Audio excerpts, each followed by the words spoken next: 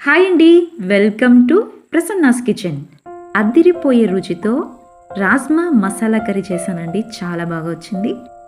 ఈ కర్రీ రొట్టెలోకైనా, చపాతీలోకైనా, పరాటలోకైనా చాలా టేస్టీగా ఉంటుందండి.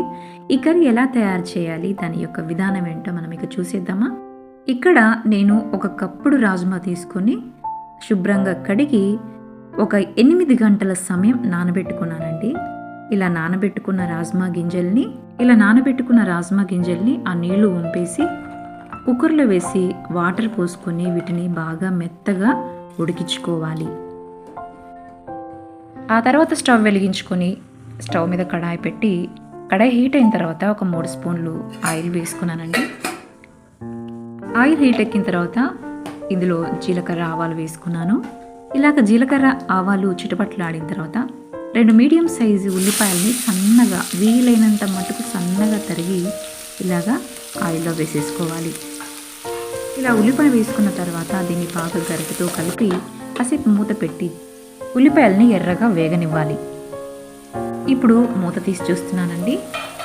కొంత మటుకు ఉల్లిపాయలు వేగుతూ ఉన్నాయి. ఈ టైంలో మరలా ఒకసారి అలా కలుపుకొని కాసేపు వేగనిచ్చి ఇందులోకి ఒక 1/2 టీ స్పూన్ అల్లం వెల్లుల్లి పేస్ట్ వేసుకుని కలుపుకుంటున్నాను.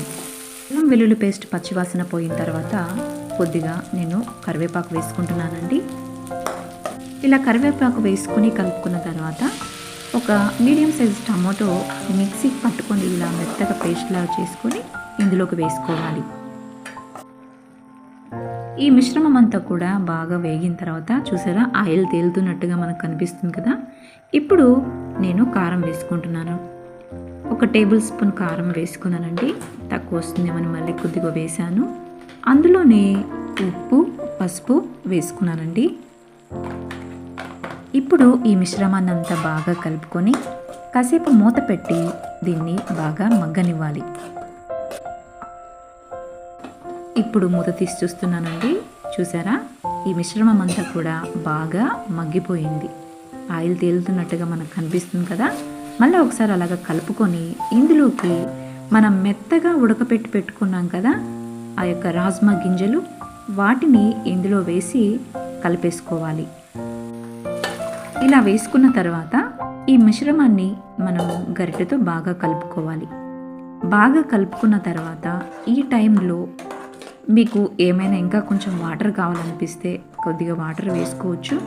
అలాగే ఉప్పు, కారం ఏమైనా తక్కువ అనిపించినా కూడా మీరు ఈ టైంలో వేసుకోవచ్చు అండి.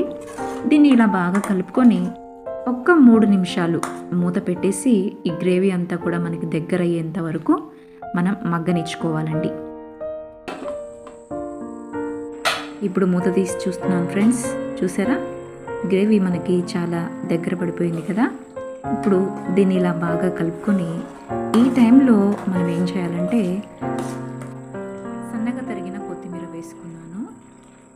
అలాగే కసూరి మేతిని కాస్త నలిపి అందులో వేస్తున్నానండి.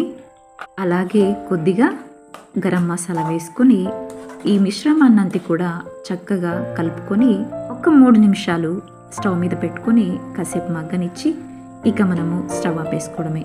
ఎంతో రుచికరమైనటువంటి రాజ్మా మసాలా కర్రీ మనకి రెడీ అయిపోయిందండి. దీన్ని మీరు కూడా ఇంట్లో ట్రై చేయొచ్చు.